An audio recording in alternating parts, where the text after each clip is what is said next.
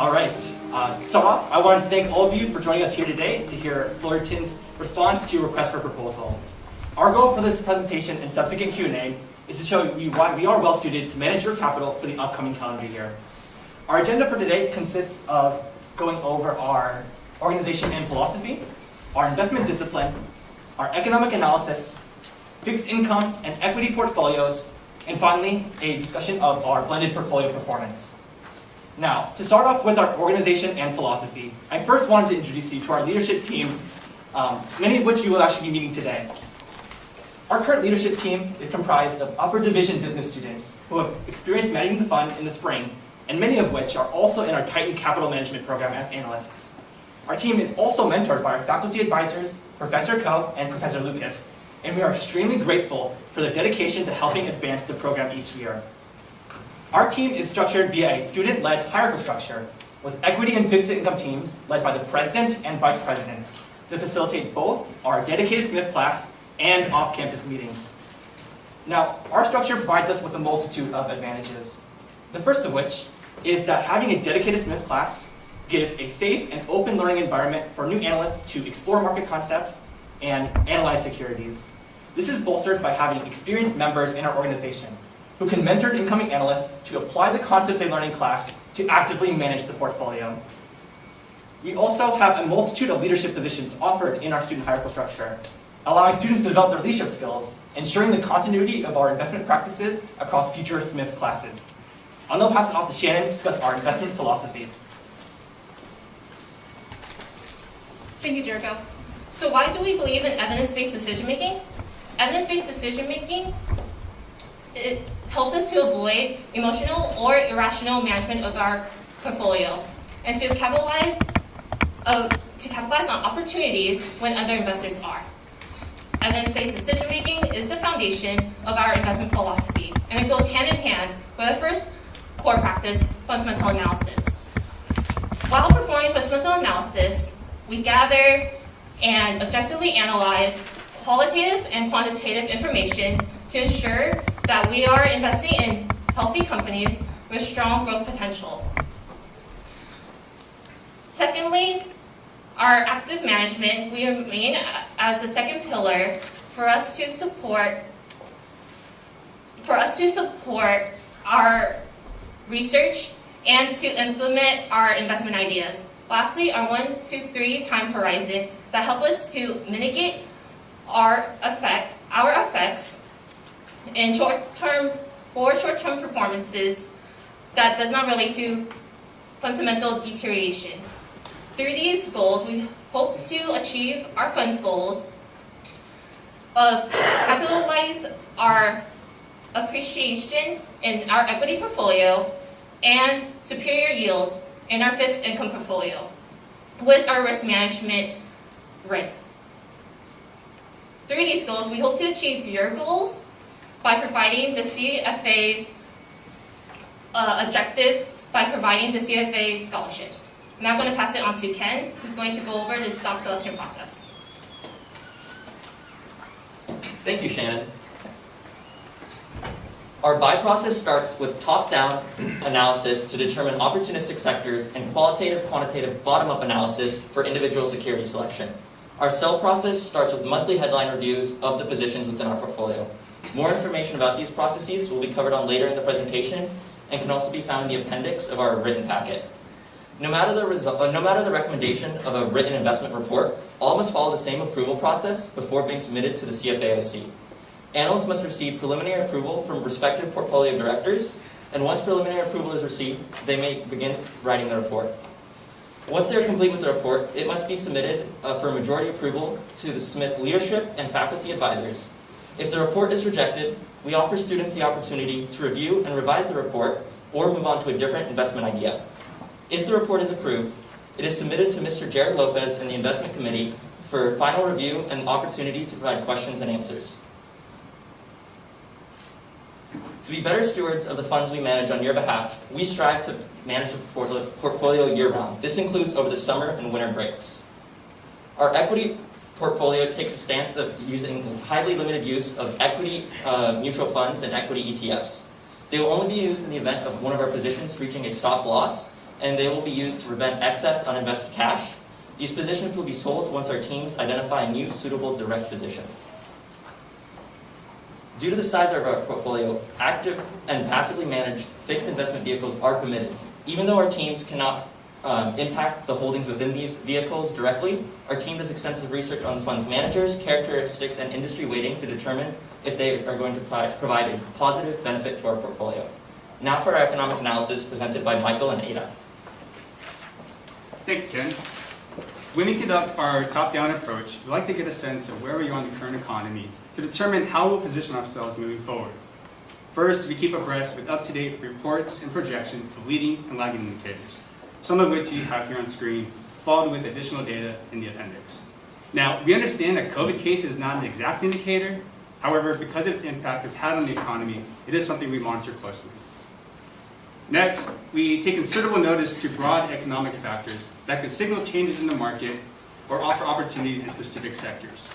Such factors have been the recent passing of the infrastructure bill, the proposed spending plan, and persistent supply chain constraints. For international investing, our benchmark is currently at 20% exposure, whereas we are 40% underweight. With this in mind, we regularly assess different parts of the world and assess their economic health. IMF GDP projections coupled with news on foreign relations help give us perspective on where to seek opportunities outside of the US.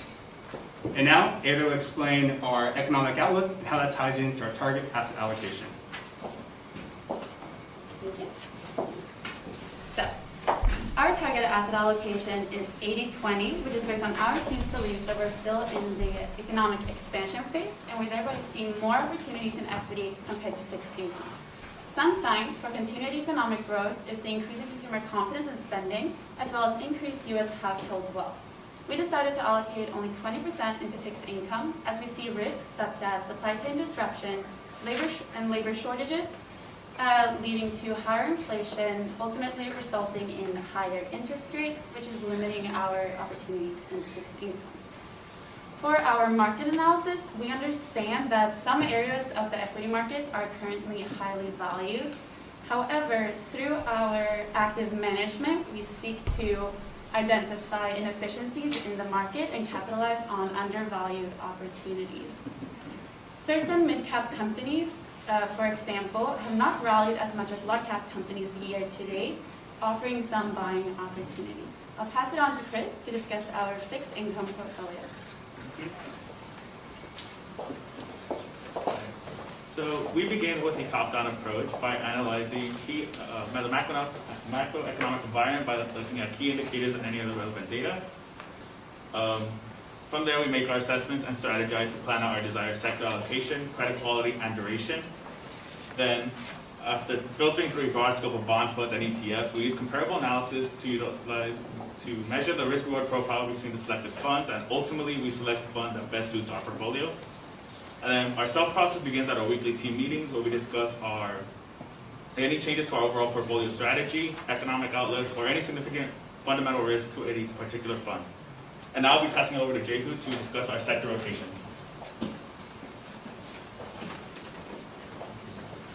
We use sources like FactSet and Morningstar to evaluate economic trends. Our plan is to increase our high yield and investment grade corporates, underweight treasuries and securitized, and decrease our non-US exposure. We believe that our sector allocation will allow us to avoid interest rate and extension risk as well as emerging market risk. Now, our current trades are to sell off our preferred position to fund two trades, which are going to be a mutual fund and a bank loan fund. Now I'll pass it to Luz, who's going to tell us a little bit more about these funds or trades. Thank you, Jehu. To align the portfolio with our goals, we do have our analysts read potential funds prospectuses, fact sheets, and compare credit spreads to various fixed income sectors with their prospective benchmark. In addition, we also look to our economic analysis and our benchmark to ensure that we stay within the desired duration range.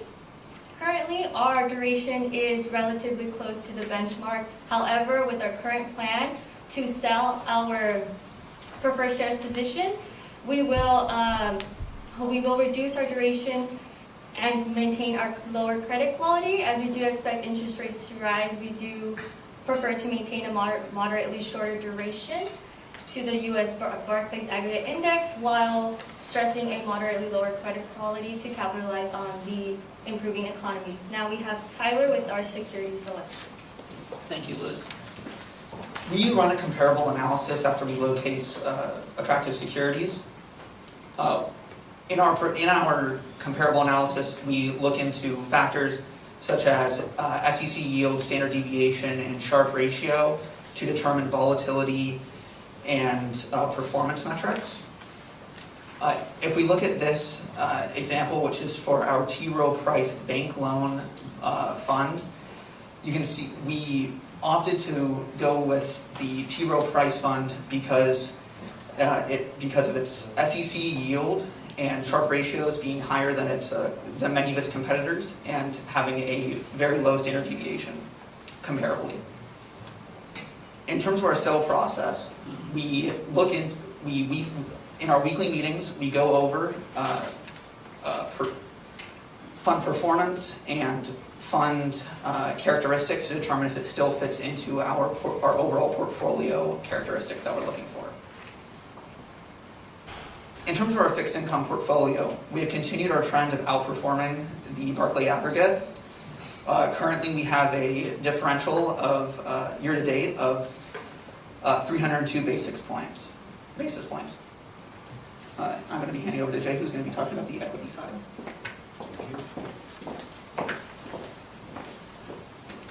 Driven by data insights, SMIF blends both top-down and bottom-up approaches. Firstly, the macroeconomic environment, trends, and forecasts are carefully evaluated to determine potential investment opportunities. Companies then are put through a rigorous screen, after which comparables and DCF analysis are performed. And companies are then carefully evaluated after the initial position is taken to monitor that the investment thesis is still intact. And more on our investment process, we have Alex. Thank you, Johnny. So, to capture upside, we systematically evaluate all sectors for market opportunities based on macroeconomic factors such as inflation and employment rates.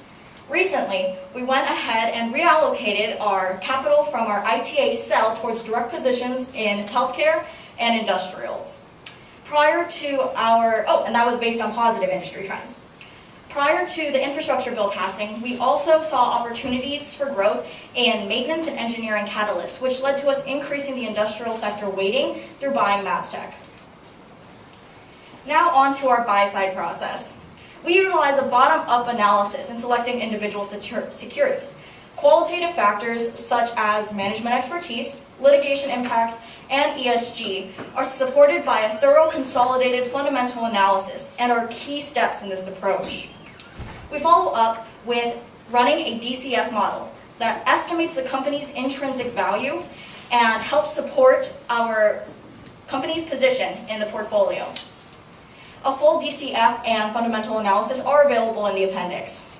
Now I want to direct your attention to the bottom graph. This is a chart of the fundamental analysis of MasTech, our most recent industrial buy, that outperformed its peers on the comparable analysis.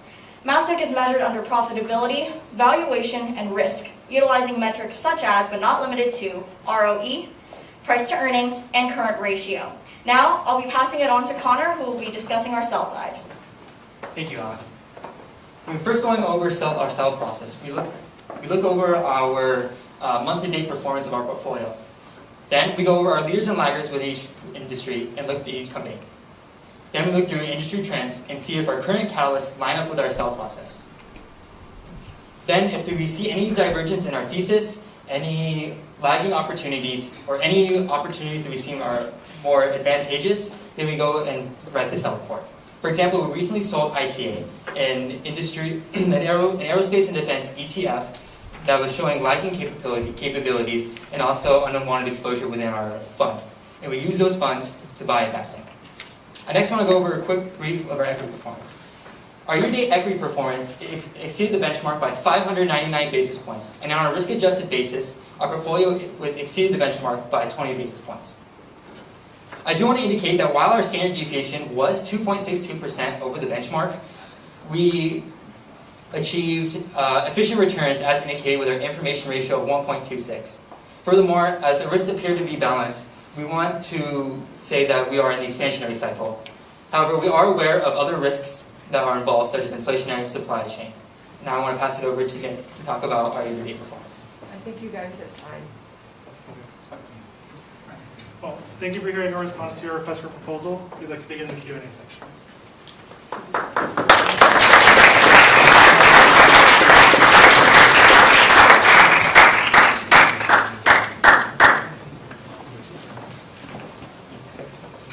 Thank you guys. I thought you did a really nice job in both the written as well as the presentation. I think there was a lot of small details. Again, I mentioned earlier to another school that don't go unnoticed, so that was great, especially the pictures. I thought you guys did a nice job of incorporating past presidents.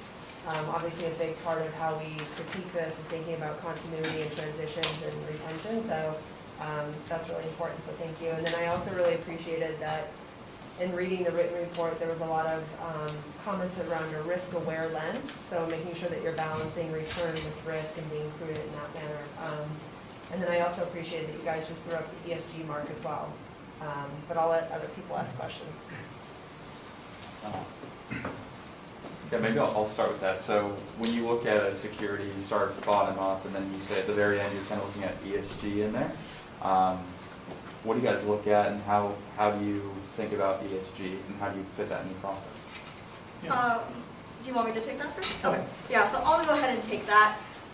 So I think a very good process, given our bottom-up analysis, I did mention that qualitative factors such as ESG are a really big requirement as well. Recently, we've been trying to factor it in more because I think a lot of the companies also utilize that we are looking at. Sometimes their scores are based on our FactSet research, maybe concerning. So we want to go in deeper in terms of what is their historical trend, as well as have they improved their score in the past. We utilize how much they're impacting the environment as well. We definitely have a consolidated section where we do evaluate it thoroughly. Nick, do you want to add anything on to that? Yeah, I know currently there are no ESG restrictions for the CFAOC, but given that most institutional investors or some large clients have ESG requirements, we want to at least prepare prospective asset managers, as we all are, to enter that market. I have a question. So I saw your fixed income portfolio. It seems you have some exposure to non-U.S. Assets. I'm just wondering so what kind of assets there are, and what kind of how do you manage those risks? They are not necessarily directly associated with the U.S. or the curve risk that you have. Yeah, so that one I think is a T-row emerging market one. We are looking at whether to decrease it just because it has a lot of exposure to, I think its top two exposures are Mexico and China, and we're seeing a lot of headline risk there. So we are trying to mitigate that. We're trying to decrease it, but our first priority is to bring our duration down, and the correlation with the equity markets. So that's why we're focusing on the third right now, but we are looking at the emerging market one. We want to probably decrease it too. Does anybody want to add anything else?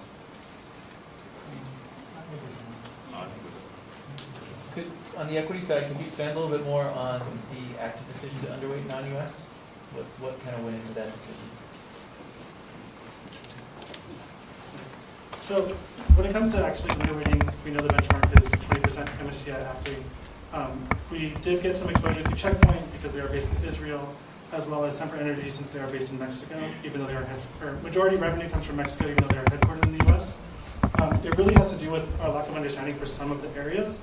And if we can't make a solid decision on what to invest in and understand the systematic risks some of those countries are, that some of these companies have in those countries, we don't feel that we can make a proper and informed decision. Moving forward, it is ideal that we would get more exposure there. So definitely. Okay. And maybe as a follow-up in terms of thinking about attribution, I mean, congratulations for outperforming the benchmark on the equity side. Do you have a sense of how much of that came just because you're overweight U.S. and the U.S. markets have dominated significantly over at least the last 12 months versus stock selection? Yes, during our monthly performance reports, we do look at the statistics. I don't necessarily know the exact ones off the top of my head, but as you're saying, like we definitely do see that our asset allocation, heavier on equity, specifically heavier on domestic, is going to be a major factor, and that's why we are starting to look at international as well. Just as Nick said, right now we might not be too familiar with it, but we definitely want to start exploring it, getting out of our comfort zone, and looking at those opportunities as well. Appreciate it. On your bonds, you guys are a little shorter in duration than the Barclays right now, but pretty close. What range do you guys feel like you're comfortable with, and where do you want to get your duration to? Yes. So for our plans right now, we are pretty close to it. But after our expected trades to go through, we do want to be like around the 5.2, 5.3-ish. So like 75 to 80% of the benchmark, just because we do expect the interest rates, the risk to be like a significant risk going forward. So we do plan to decrease our risk there.